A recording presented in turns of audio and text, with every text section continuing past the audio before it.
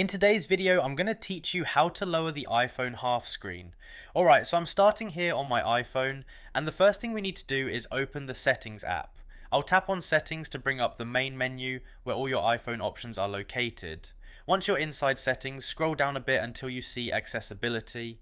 Go ahead and tap on Accessibility to open all the accessibility features for your iPhone. Now that we're in Accessibility, scroll down until you find Touch. Tap on Touch to open the touch related settings. Here, look for reachability and turn it on.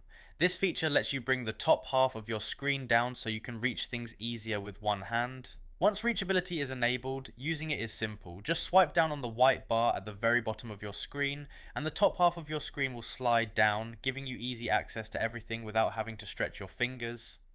And that's basically it. You just open Settings, go into Accessibility, tap Touch, turn on reachability, and then swipe down from the white bar to lower the screen halfway.